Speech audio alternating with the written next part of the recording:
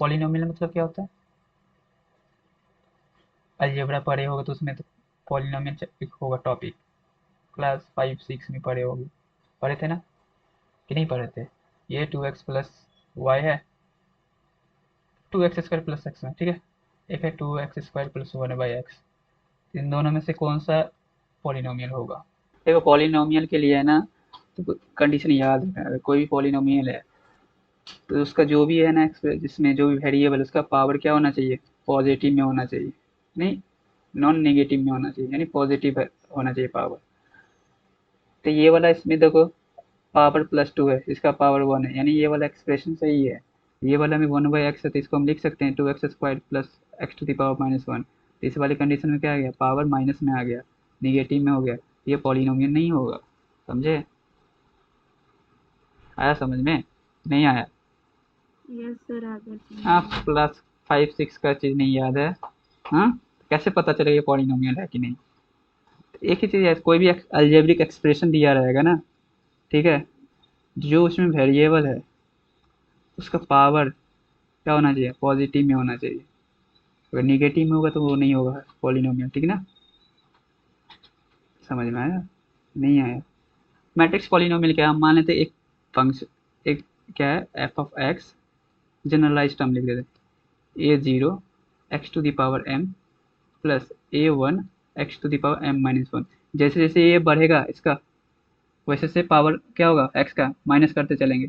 a2 होगा तो क्या होगा? x के पावर -2, ठीक है, ठीक है ना?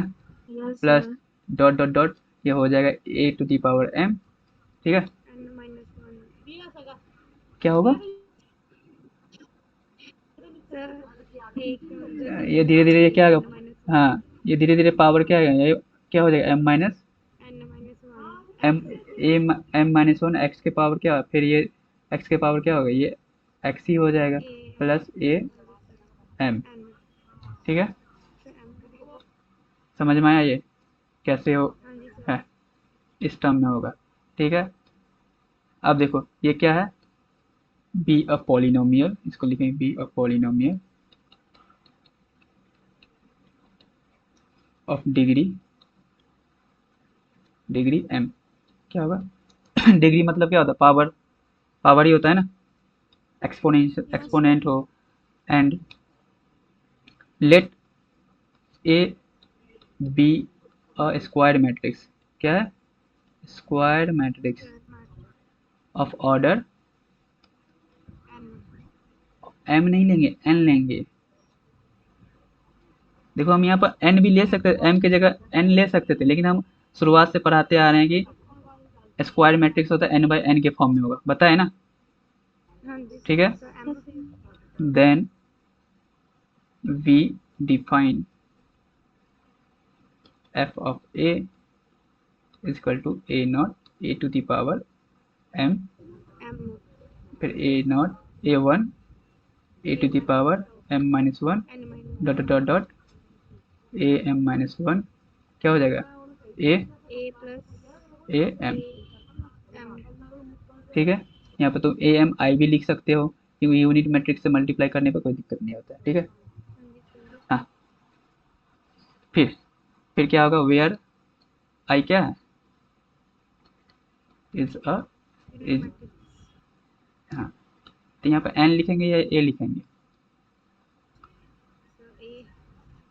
हाँ, ये ए ही लिखेंगे, मैट्रिक्स ऑफ ऑर्डर एन, ठीक है। इतना समझ में आया? हाँ जी सर। हाँ, अब देखो है ना, इसमें कुछ नहीं, तुमको बस इतना याद रखो कि कोई भी मैट्रिक्स पॉलिनोमियल है, ठीक ना, तो इसको इस फॉर्म में हम जनरलाइज फॉर्म में लिखते हैं, जैसे 2x प्लस वाई, या 2x² प्लस एक्स प्लस 1, ऐसे लिखते हैं कि नहीं? हाँ, तो ये यस इसका जनरलाइज फॉर्म f(x) इतना है, ठीक है। तो एक ये m डिग्री का पॉलिनोमियल बना, ठीक है। ए क्या है? हमने मान लिया ए स्क्वायर मैट्रिक्स है जिसका ऑर्डर n है, तो उसको हम डिफाइन कर सकते हैं f ऑफ ए। एक्स की जगह ए पुट करेंगे तो यानी जहाँ जहाँ x है वहाँ ए चला जाएगा ना, तो ये इक्वेशन को क्या करेगा? एफ ये है जो इक्वेशन ये वाले को सेटिस्फाई करेगा, ठीक ना। तो इसको हम इस फॉर्म में लिखते हैं। समझ में आया? मनवीर तुमको समझ में आया कि नहीं? नहीं समझ में आया तो yes question, yes sir. Question से समझ में आ जाएगा। चलो इसको नोट करो। तो हमें पॉलिनोमियल दिया गया एफ ऑफ एक्स कितना है, 2x² - 3। पहले इधर देखो, बाद में लिखना। तो हमें यहाँ पर ए है, ए तो क्या करेंगे, एक्स के जगह ए पुट करेंगे, तो जहाँ जहाँ एक्स है वहाँ वहाँ क्या हो जाएगा, ए आ जाएगा। आ जाएगा कि नहीं आएगा? Yes sir. ठीक हाँ है। जी सर। अब हमें ए स्क्वायर चाहिए, तो ए को 2 बार मल्टीप्लाई करेंगे, यस सर। तो क्या हो जाएगा ये, -2 0 3 और -2 1 0 3। तो मल्टीप्लाई कर लो, कितना हो जाएगा, इधर 1 दिए नहीं, इसको थोड़ा अच्छे से लिखने दो। क्या है, -2 1 0 3। अब देखो -2 को -2 से मल्टीप्लाई करें, +4, फिर ये 0 हो जाएगा, यहाँ पर क्या होगा 4, फिर अगला -2 और 3, तो क्या हो जाएगा +1, फिर ये 0 हो जाएगा, ये भी 0 हो जाएगा, फिर ये क्या हो जाएगा 0, ये 9 हो जाएगा। ये पता आया कैसे आया, इसको समझ में आया? Yes sir. Hmm, yes is sir. Value में पुट कर दो, अब इसको कुछ नहीं करना है, यहाँ पर 2 × 4 1 0 9, फिर ये इसको बंद कर दो, -3, ये कितना था -2 -2 1 1 0 0 3। तो हम एक चीज़ पढ़ाए थे कंसेप्ट, कि अगर किसी मैट्रिक्स में के से मल्टीप्लाई करते हैं, कि कोई एक नंबर होगा या कांस्टेंट होगा, तो मैट्रिक्स के सारे एलिमेंट में वो मल्टीप्लाई हो जाता है, बताए थे ना? हाँ जी सर। ये तो मल्टीप्लाई कर दो, तो क्या हो जाएगा, मल्टीप्लाई करने पर 2 से मल्टीप्लाई, ये 4 हो जाएगा, 2 2 जा 4, फिर 2 हो जाएगा, फिर 0, ये 18, ठीक है, माइनस, फिर 3 से करेंगे -6 3 9। सर वहाँ 8 होगा। कहाँ पे 8 होगा, हाँ यहाँ पे 8 होगा ना, हाँ 8 होगा 8। चलो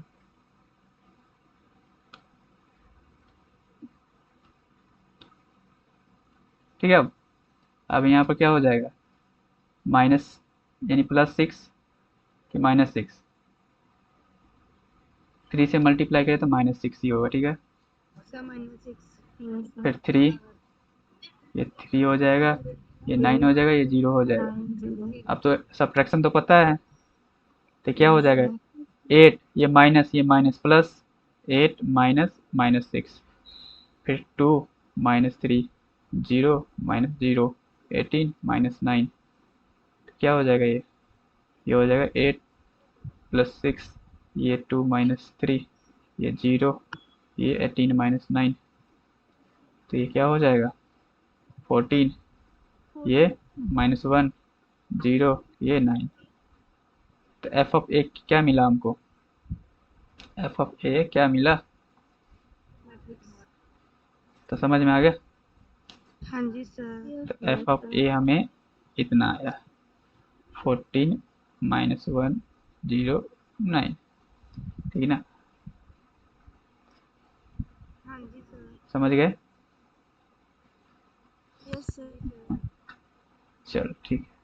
अब देखो ट्रांसपोज मैट्रिक्स क्या होता है, ये नोट कर लिए। Yes sir. अब देखो ट्रांसपोज मैट्रिक्स क्या होता है। ट्रांसपोज मैट्रिक्स मतलब क्या होता है, मान लो कोई ए मैट्रिक्स है, ठीक है, ए बी सी डी, तो अगर इसका ट्रांसपोज निकालना है, ए के पावर टी लिखेंगे, ठीक है। जो रो वाला एलिमेंट, ये क्या है R1, ये R2, ठीक है, ये C1, ये C2, ठीक है। जो रो वाला एलिमेंट है वो कॉलम में आ जाएगा, ए बी, और जो कॉलम में है वो रो में चला जाएगा, समझे।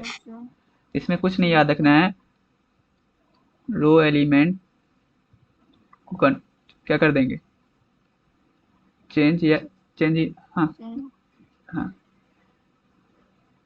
रो एलिमेंट को क्या करेंगे, क्या करेंगे,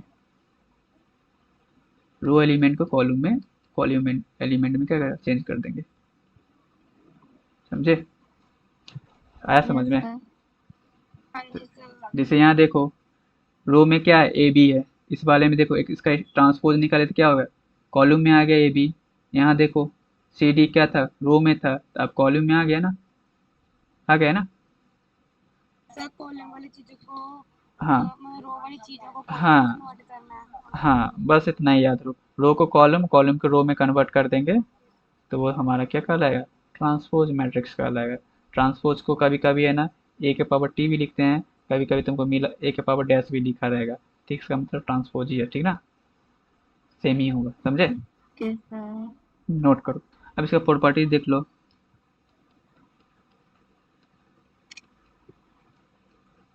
प्रॉपर्टीज ऑफ ट्रांसपोज,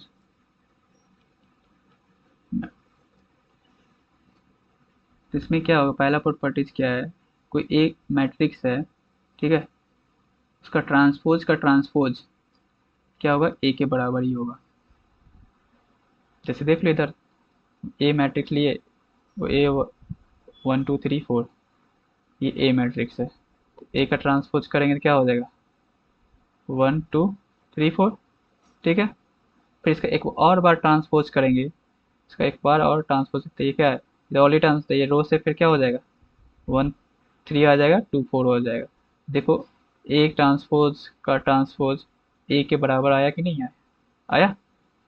यहाँ देखो एलिमेंट, यस हेलो, सर। हाँ, यहाँ देखो, ये देखो और ये देखो, दोनों सेम दिख रहा है, यस सर।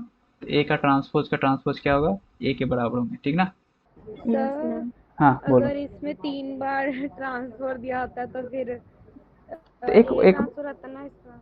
एक 3 बार ट्रांसपोज होता है, ट्रांसपोज का ट्रांसपोज, फिर एक ट्रांसपोज के ही बराबर होता है, इसके बराबर होता है, समझे। Okay sir. इवेंट मान लो, इवेंट टाइम ट्रांसपोज दिया गया है ना, यहाँ 2 बार है, यहाँ इवेंट टाइम, तो ए के बराबर, और टाइम्स दिया रहेगा तो क्या होगा, ए के ट्रांसपोज के बराबर होगा, एक ट्रांसफर। समझे। हाँ जी सर।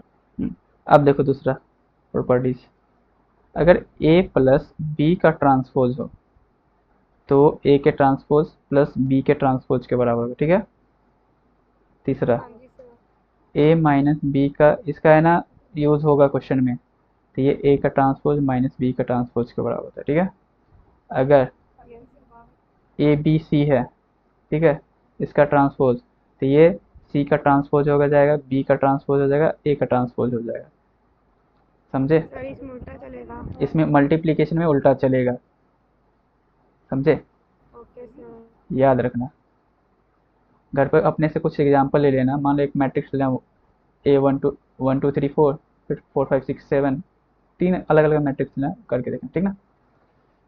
Okay sir. नेक्स्ट है, अगर आइडेंटिटी मैट्रिक्स यानी यूनिट मैट्रिक्स का ट्रांसपोज लेंगे तो यूनिट मैट्रिक्स ही होगा। मान लो ये 1 1 0 0 1 है, इसका ट्रांसपोज लेंगे क्या होगा, 1 0 0 1 ही होगा, तो सेम ही होगा ना। हाँ जी सर। फिर स्केलर मैट्रिक्स पढ़ाए थे, यस सर। Yes sir. तो स्केलर मैट्रिक्स, मैट्रिक्स का ट्रांसपोज अगर लेंगे तो क्या हो जाएगा, सेम स्केलर मैट्रिक्स ही होगा, समझे। हाँ जी स्केलर सर। मैट्रिक्स में क्या होता है कि डायगोनल एलिमेंट्स क्या होता है, सेम है, बाकी जीरो होता है, तो इसको अगर ट्रांसपोज करोगे तो क्या होगा, 2 0 0 2, सेम ही हो रहा है ना। हाँ जी सर। लिख लिए। अगला है डायगोनल मैट्रिक्स, डायगोनल मैट्रिक्स का ट्रांसपोज लोगे, डायगोनल मैट्रिक्स का ट्रांसपोज लोगे तो ये भी क्या होगा, क्या होगा, डायगोनल मैट्रिक्स। डायगोनल मैट्रिक्स ही होंगे, क्या होंगे, डायगोनल मैट्रिक्स होंगे।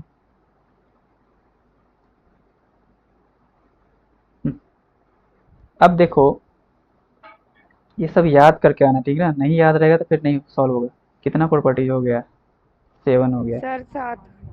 8 देखो, अगर कोई मैट्रिक्स उसमें के से मल्टीप्लाई किया गया, उसका ट्रांसपोज निकालेंगे, ठीक है, तो वो के ए का ट्रांसपोज के बराबर होगा। जैसे मान लो 2 × 1 0 0 1 है, इसको अगर तुम चेंज करो क्या होगा, सेम ही तो रहेगा, 2 में कुछ चेंज होगा क्या, बस मैट्रिक्स का एलिमेंट में चेंजेस होंगे, पोजीशन उसका चेंज होगा, समझे। हाँ ओके जी सर। सर। हाँ, अब देखो जीरो मैट्रिक्स यानी नल मैट्रिक्स की बात किया जाए, जीरो मैट्रिक्स यानी या नल मैट्रिक्स,